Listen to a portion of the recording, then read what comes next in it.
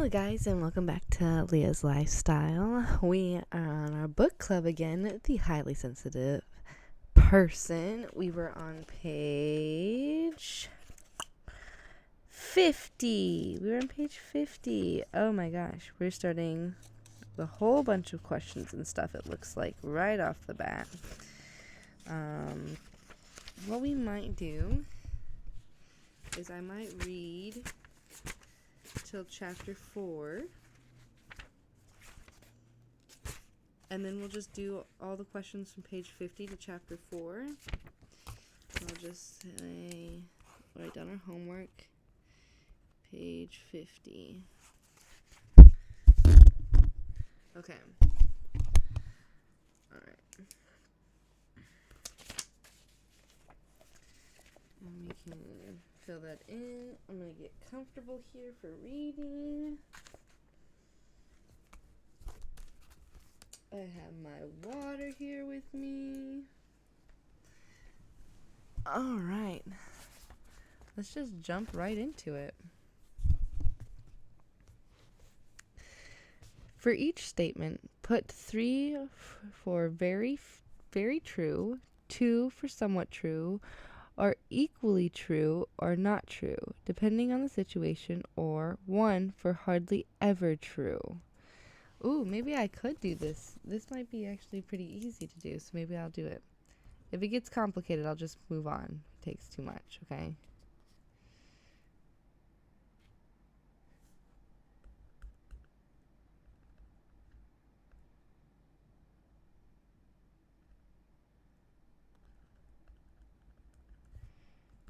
Okay, 1. Often experience the brief effect of being over-aroused, overstimulated, or stressed. Things like blushing, heart pounding, or my breath becoming more rapid or shallow, my stomach tensing, my hands sweating or trembling, or sudden feelings on the verge of tears or panic. So 3 for very true, 2 for somewhat true, or 1 for hardly ever. 2. I am bothered by the long-term effects of arousal, the sense of distress or anxiety, upset digestion or loss of appetite, or not being able to fall or stay asleep. 3. I try to face situations that make me over-aroused. In a given week, I stay home more than I go out. Take time to figure this out carefully, adding up only the available hours, excluding sleep, and a couple of hours for dressing, undressing, and bathing. In a given week, I spend more time alone than with others. I push myself to do things I fear. I go out even when I don't feel like it. People tell me I work too much.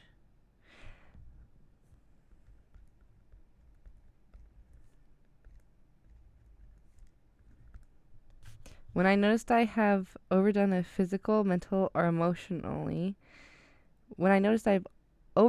physically, mentally, or emotionally, I immediately stop and rest and do whatever else I know I need to do for myself.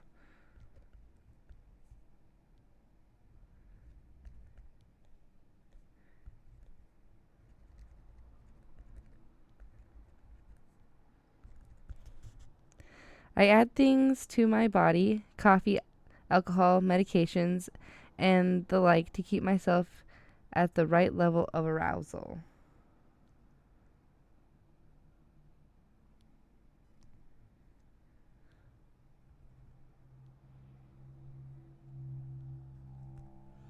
I get sleepy in a dark theater and or during a lecture unless I'm quite interested. I wake up in the middle of the night or very early in the morning and can't go back to sleep. I don't take time to eat well or to exercise regularly. Add up your answers to all the questions excluding 4 and 5 and 9. Then add 4, 5, and 9 and subtract these from the total of the others. So 4, 5, and 9.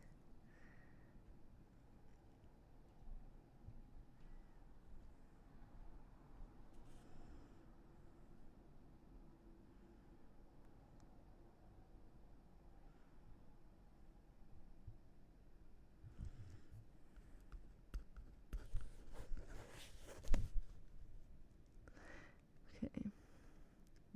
The most out score possible would be 27. Most in would be a 1. A moderate score would be 14. Especially if you score 10 or under, do reflect on what I have to say about the problem of being in too much. If you scored over 20, better take to heart what I have written in the next section on being too out in the world. Okay.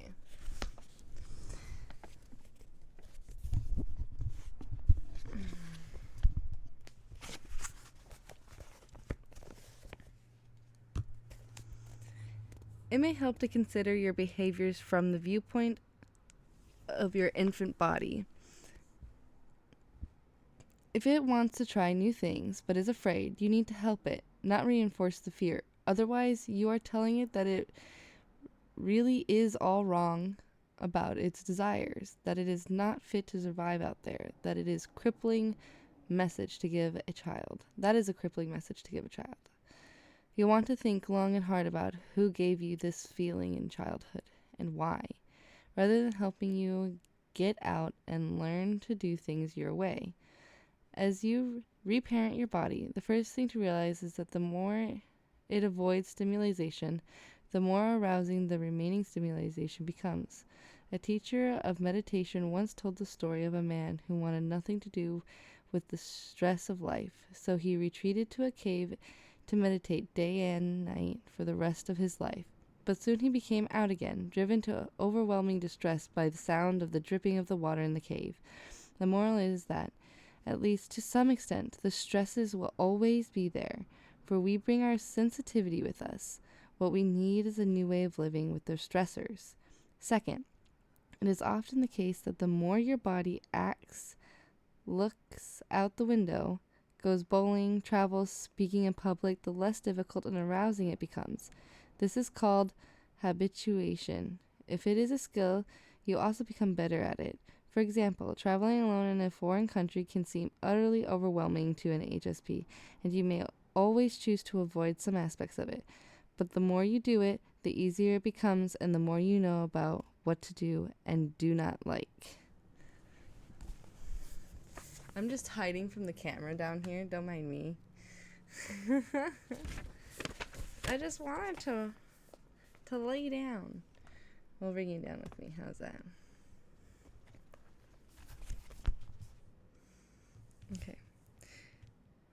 The way to come to tolerate and then enjoy being involved in the world is by being in the world.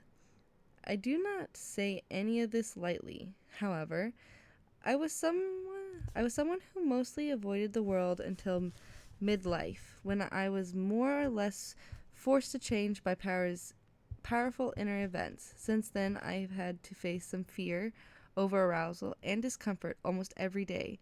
This is serious business and isn't fun, but it really can be done, and it feels wonderful to be out there succeeding, calling out to the world, "Look at me, I can do it too." On being too out in the world. If the root of being in too much is a belief that the infant body is defective, the root of being out too much is equally negative. It suggests that you love the child so little that you are willing to neglect and abuse it. Where did you get that attitude? It doesn't necessarily all come from parents. Our culture has an idea of competition in the pursuit of excellence that can make anyone not striving for the top feel like a worthless, non-productive bystander. This applies not only to one's career, but even to one's leisure. Are you fit enough? Are you progressing in your hobby? Are you competitive as a cook or a gardener? And family life, in your marriage, is your marriage intimate enough? Your sexual life optimal? Have you done all that you can do to raise excellent children? The infant body rebels under this pressure, signaling its distress. In response, we find ways to toughen it or to medicate it into silence. So the chronic stress-related symptoms arise, like digestion problems, muscle tension, constant fatigue, insomnia, migraine headaches, or a weak immune system makes us more susceptible to the flu and to colds. Stopping the abuse first requires admitting it is just that. It also helps to find what parts of you is the abuser, the part that has bought into society's script of perfection. That needs to outdo a brother or sister, that has to prove that you really are not flawed or too sensitive, that wants to win your parents' love or even just a glance your way for once, that needs to prove you are as gifted as they think, or that the world cannot survive without you, or that you can control everything and are perfect and immortal. There is often some arrogance in there somewhere, even if it is the arrogance of another about you. There is one other reason HSPs drive their bodies too hard, and that is their intuition, which gives some of them steady stream of creative ideas. They want to express them all. Guess what? You cannot. You will have to pick and choose. Doing anything else is arrogance, again, and cruel abuse of your body. I had a dream about this once, about headless, glowing, unstoppable beings out to get me, which, in the morning, brought to mind Disney's animations of the Sorcerer Apprentice. Mickey Mouse plays with the apprentice and uses sorcery to bring to life a broom to do the chores his master wants done. The filing of a cistern. This is not just laziness. Mickey is too arrogant to do something so lowly, working slowly within the limits of his own body, but Mickey has started something he cannot end. When the water is flooding the room and the broom still will not stop, Mickey chops it up, and soon hundreds of headless brooms are carrying water, drowning Mickey in the fulfillment of his own bright ideas. That is the lively revenge you can expect from your body when you treat it like a lifeless broom, all in the service to do many bright ideas. The choice of Mickey to be the apprentice was a good one. He is usually so representative of the average guy in our culture, upbeat, energetic. That energy has its good side. It promotes the belief that as individuals and as people we can do anything if we work hard enough and are clever enough. Anyone can be president or rich and famous, but the shadow, or the dangerous side of that virtue, all virtues have a shadow, is that it makes life an inhumane competition. Thank you for the follow. The real Bruce Wayne. A. Thank you. We're reading The Highly Sensitive Person by Elaine N. Aron. We're on page 53 if you'd like to join us. The balancing act. How much you are out in the world or how much you avoid it must be answered individually and will change with time. I realize, too, that for most people, a lack of time and money make the balancing act very difficult. We are forced to make choices and set priorities. But being very conscientious, HSPs often put themselves last, or at least we give ourselves no more time off or opportunity to learn new skills than anyone else. In fact, however, we need more. If you are in too much, the evidence is clear that you and your subtle sensitivities are needed in the world. If you are out too much, the evidence is equally clear that you will perform any responsibility far better if you obtain adequate rest and recreation. Here's the wise advice of one HSP I interviewed. You need to learn all about this sensitivity. It will be an obstacle or an excuse only if you allow it to be. For myself, when I am too withdrawn, I would like to stay home for the rest of my life, but it is self-destructive, so I go out to meet the rest of the world, then come back to incorporate them. Creative people need time without people, but they can't go too long. When you retreat, you lose your sense of reality, your stability. Getting older,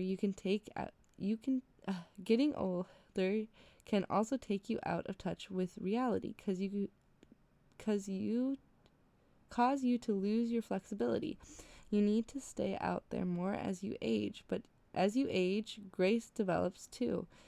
Your basic traits become stronger, especially if you develop all yourself, not just your sensitivity. Be in tune with your body. It is a great gift you can use. This sensitivity to your body. It can guide you, and your opening to it will make it better. Of course, sensitive people want to shut the door to the world and to their bodies. They become fearful. You can't do that. Self-expression is the better way.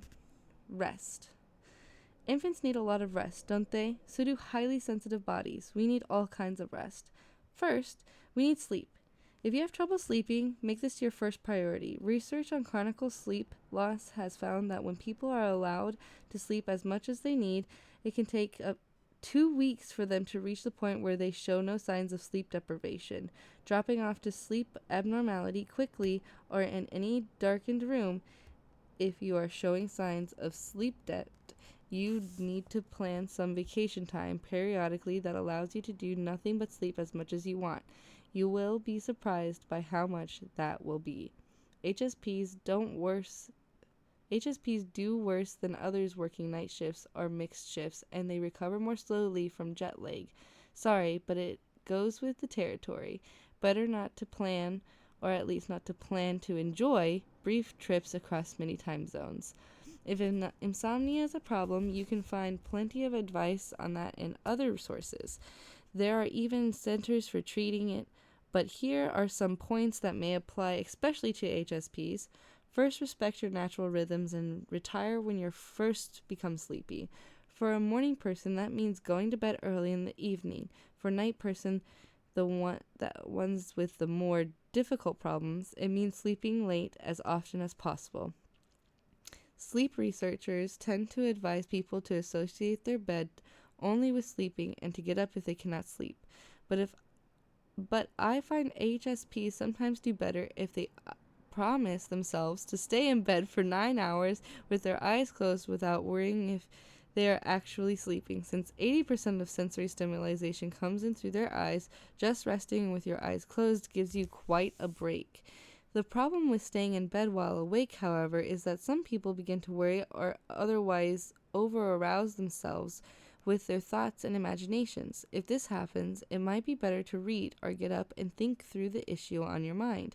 Write down your ideas or solutions, then go back to bed. Sleep problems are one of those many areas where we each are unique and must find what works for ourselves. We need other kinds of rest too, however. HSPs tend to be very conscientious and perfectionistic. We cannot play until all the details of our work are done. The details are like little needles of arousal poking us, but that can make it difficult to relax and have some fun. The infant body wants to play, and play creates endorphins and all the other good changes that undo stress. If you are depressed, overly emotional, in other ways, not sleeping, or showing other signs of being out of balance, force yourself to plan more play. But what is fun? Be careful not to let this non-HSPs in your world define that for you. For many HSPs, fun is reading a good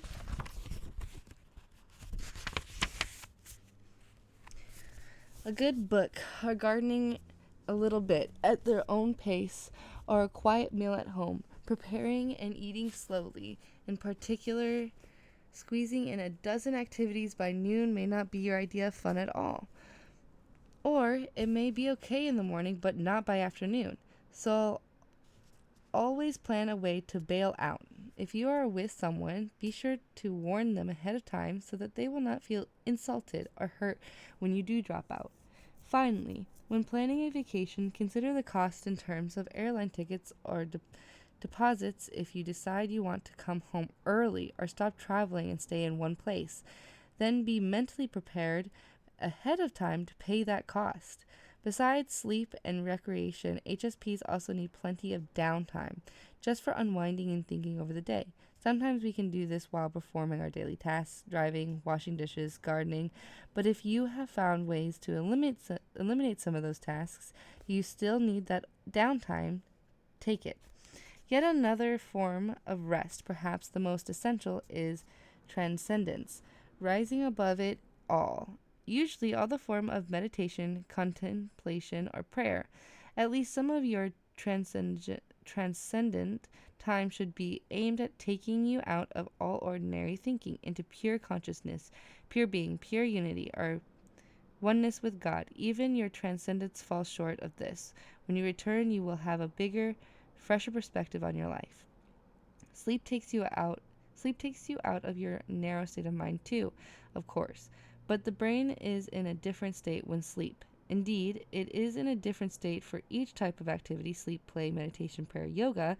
So a mixture is good, but to include some meditation that has the goal of experiencing pure consciousness and involves no physical activity and no concentration or effort, the state of undoubtedly the one that provides the most deep rest while the mind is still alert. Research on transcendental meditation, which does create the state, has very consistently found that meditations show less of this distressing long-term arousal described in the previous chapter. Cortisol in meditators' blood decreases. It is as if their meditations give them some of the needed feeling of security and inner resources. Of course, you also want to pay attention to what you eat and get enough exercise, but that is a very individual matter, and there are plenty of other books to advise you on that. Do learn about the foods that tend to calm the body or take the edge off, helping you to sleep, and get enough of the vitamins and minerals, for example, magnesium, that affects stress and overarousal. If you are used to caffeine, it probably does nothing special to arouse you unless you drink a little more than usual. It is a powerful drug for HSPs, however. Be careful about using it just now and then, thinking it will improve your performance the way it does for those around you. For example, if you are a morning person and do not usually drink caffeine and then drink it one morning before an important exam or interview, it could actually make you perform worse by over-arousing you. Strategies for over-arousal. A good caretaker develops many strategies for soothing his or her infant. Some are more psychological, some more physical. Either approach will change the other. Choose according to your intuition. Any approach requires taking action, getting up, going to the infant, doing something. For example, you walk into New York's Pennsylvania station, are overwhelmed, and begin to feel afraid. Psychologically or physically, you need to do something to keep the infant body from getting upset. In this case, it might be a good idea to work through the fear and upset psychologically. This is not a noisy hell filled with dangerous strangers. It is just a large version of many train stations you have dealt with, overflowing with normal people trying to get where they want to go, with plenty who would help you if you asked. Here are some other psychological methods useful in handling over-arousal. Reframe the situation. Repeat a phrase, prayer, or mantra that, through daily practice, you have come to associate with deep inner calm. Witness your over-arousal. Love the situation. Love your over-arousal. In reframing, notice that it is familiar and friendly. What you have successfully dealt with that is similar. When repeating a mantra or prayer, if your mind racks back to what is over-arousing it is important not to get discouraged and stop. You will still be calmer than you would be without it. When witnessing, imagine standing to one side, watching yourself, talking about yourself with a comforting imaginary figure. There's Anne again, so overwhelmed she's falling to pieces. I really feel for her when she's like this. Of course, she can't see beyond right now. Tomorrow, when she's rested, she'll be all excited again about her work. She just has to take some rest now, no matter what seems to need to be done. Once she's rested, it will go smoothly. Loving the situation sounds pretty flippant. I don't know that word, flippant. But it's important. An expanded, loving mind, one that is open to the whole universe, is the opposite of a tightly constricted, over-aroused mind. And if you cannot love the situation, it is vitally important and even more essential that you love yourself in your state of not being able to love the situation. Finally, do not forget the power of music to change your mood. Why do you think armies have bands and buglers? But beware that most HSPs are strongly affected by music, so the right choice is essential. When you are already aroused, you do not want to stir yourself up more with emotional pieces or something associated with important memories. The music most people, being unaroused, cannot get enough of. Sobbing violins are out at such times, and of course, since any music increases stimulation, use it only when it seems to soothe you. Its purpose is to distract you. Sometimes you need to be distracted. At other times, you need to attend carefully. But since we are dealing with the body, it can be an equally good idea to try a physical approach. Here's a list of some purely physical strategies. Get out of the situation. Close your eyes to shut out some of the stimulation. Take frequent breaks. Go out of doors. Use water to take the stress away. Take a walk. Calm your breathing. Adjust your posture to be more relaxed and confident. Move. Smile softly. It's amazing how often we forget to take action simply to get out of stimulation, or take a break, or take the situation, task, discussion, argument, out of doors. Many HSPs find nature deeply soothing. Water helps in many ways. When over-aroused, keep drinking it. A big glass of it once an hour. Walk beside some water. Look at it. Listen to it. Get into some if you can. For a bath or a swim, hot tubs and hot springs are popular for a good reason. Walking is also one of those basic comforts, the familiar rhythm of soothing. So, the rhythm of slow breathing, especially from your stomach. Exhale slowly while a little extra effort, as if blowing out a candle. You will automatically inhale from your stomach, or merely attend to your breathing. This old friend will settle you down. The mind often imitates the body. For example, you may notice that you have been walking around leaning forward slightly, as if rushing toward the future. Balance yourself over the center instead. Or your shoulders may be rounded, your head down, as if under a burden. Straighten up. Throw off the burden. Tucking your head between raised shoulders may be your favorite position, both in sleep and while awake, an unconscious attempt at self-protection from blows of stimulation and waves of over-arousal. Instead, uncurl. When standing, raise your head, pull your shoulders back, center your upper body over your torso and feet so that the weight feels almost effortless. Balanced. Feel the solid ground through your feet. Bend your knees a little and breathe deeply from your stomach. Feel your body's strong center. Try to create the movies as well as the posture of someone calm in command. Lean back, relax, or get up and move toward what appeals to you. Get the approach system online, or move like someone angry, disdainful. Shake a fist, scowl, gather your things, and prepare to walk out. Your mind will imitate your body. It is crucial to hold yourself up and move in the manner you want to feel. Over-aroused HSPs tend to be freeze for the fight or flight response. Relaxed posture and free movement can break that numb tension, or stop moving if you are just being frantic or jittery. Smiling, maybe it is a smile just for yourself. Why you are smiling doesn't not matter.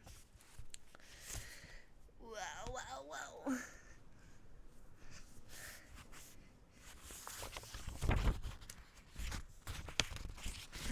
We're getting there. We're getting there. After this next couple of pages, we have a whole bunch of questions we're going to be reading. So let's finish up these pages so we can get to those question parts, because that question part looks like it's going to take us a little bit. The containers in your life. Another way to understand all of the advice is to remember how we began this chapter, by appreciating that your infant body's earliest and still most basic need is to be held and protected from overstimulation. On the strong basis, you can go out and explore, feeling secure about the safe harbor of the good caretaker's arms. If you think about it, your life is filled with such safe containers. Some are concrete, your home, car, office, neighborhood, a cottage, a cabin, a certain valley or hilltop, a forest or bit of shoreline, certain clothing or certain beloved public places, such as church or a library.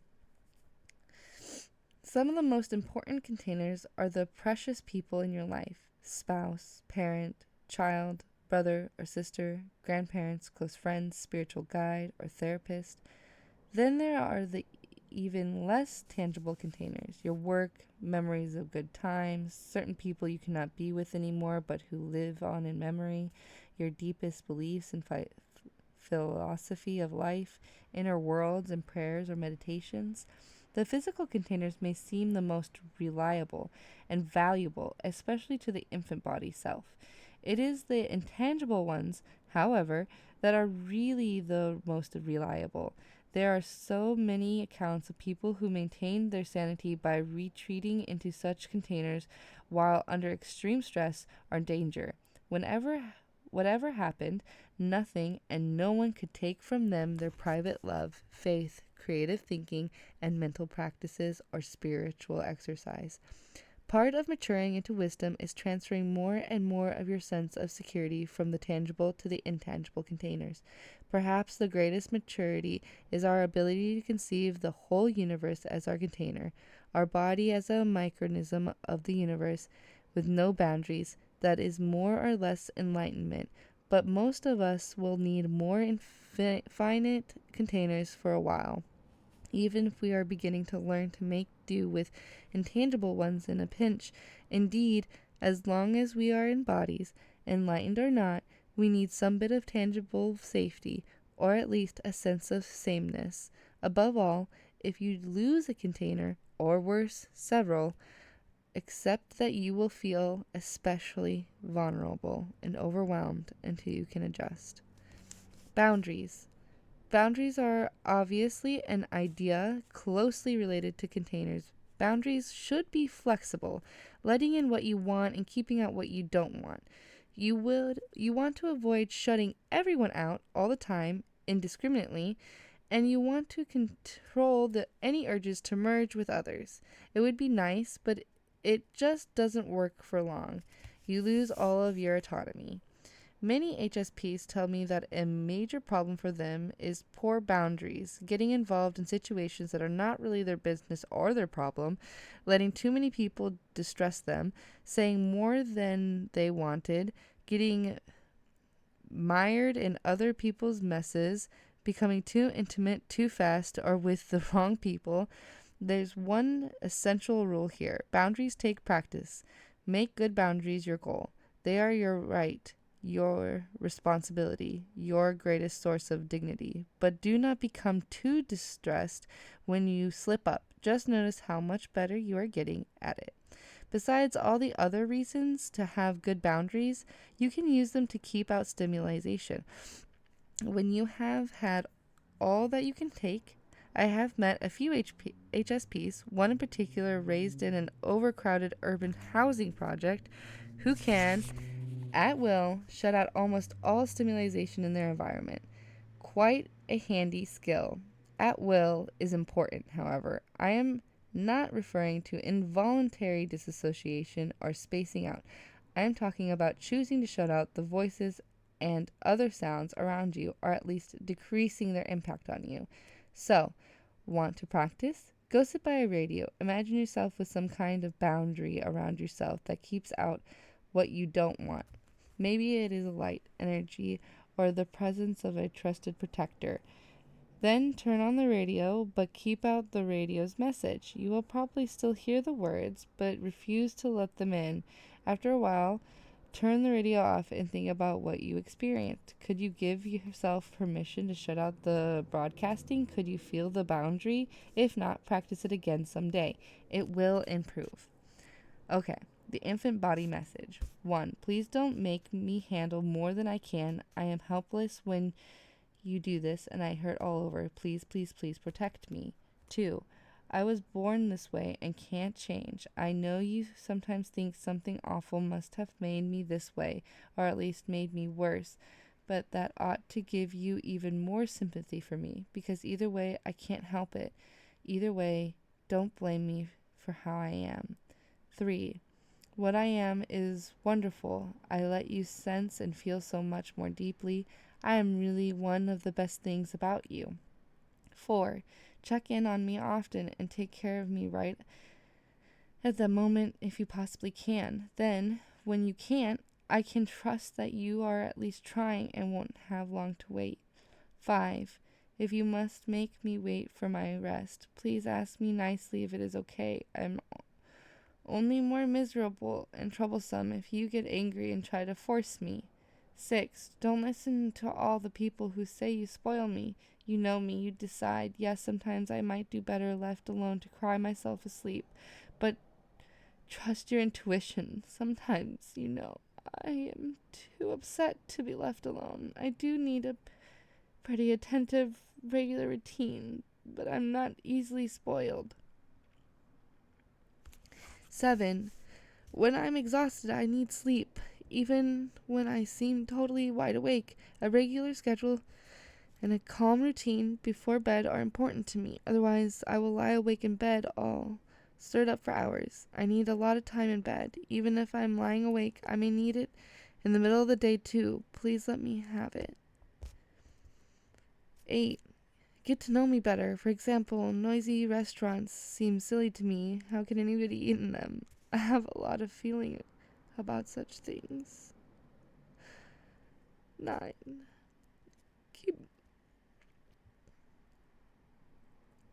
Keep my toys simple and my life uncomplicated. Don't take me to more than one party in a week. 10. I might get used to anything in time, but I don't do well with a lot of sudden change. Please plan for that. Even if the others with you can take it and you don't want to be a drag, let me go slow. 11. But I don't want you to coddle me. I especially don't want you to think of me as sick or weak.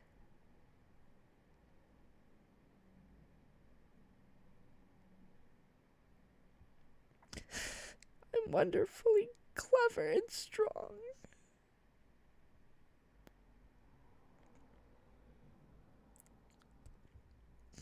In my way, I certainly don't want you hovering over me, worried about me all day, or making a lot of excuses for me. I don't want to be seen as a nuisance to you or to others.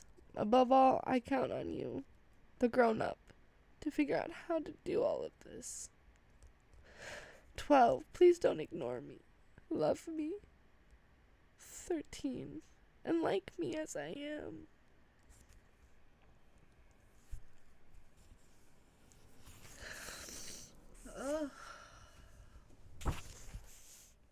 I wasn't expecting for that to make me so sad.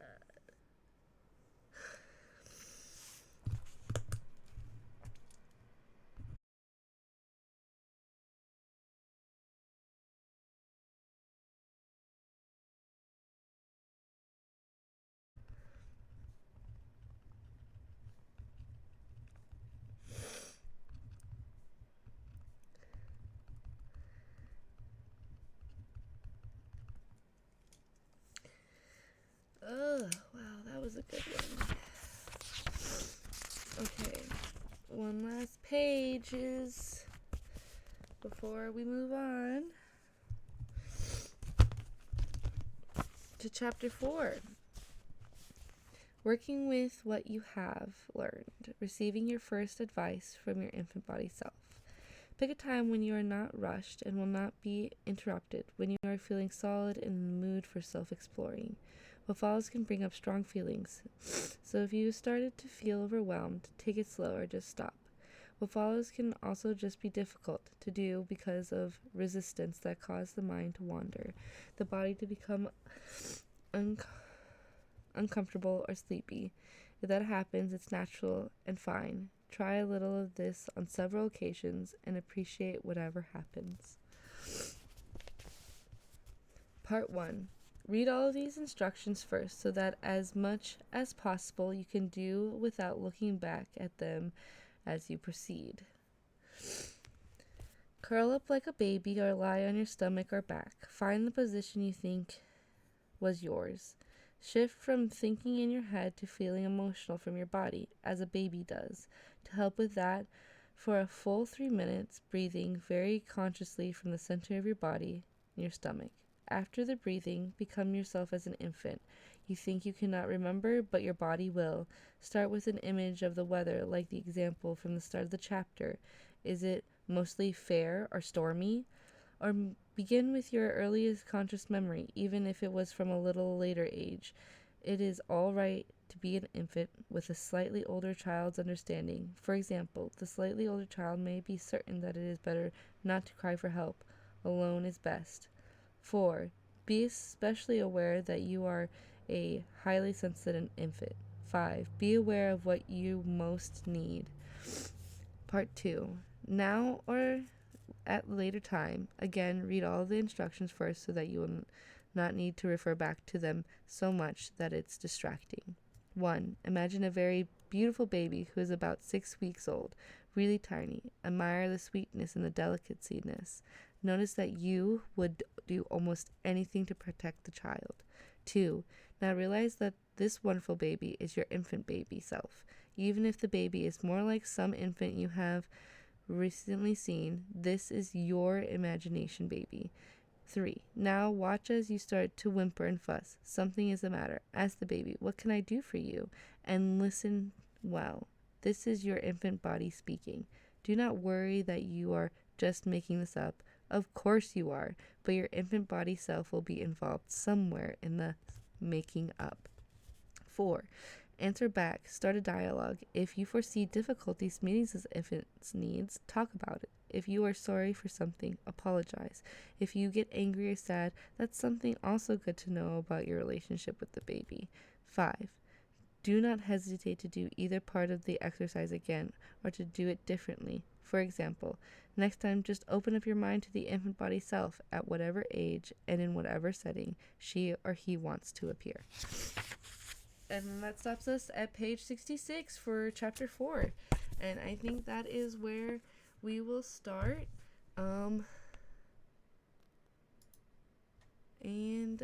Thank you so much for joining me here today. Don't forget to like, share, comment, and subscribe. Comment today, are you getting emotional? Is there any tears happening? How are you guys feeling? What's coming out? Share with me. And I'll talk to you guys soon. Bye.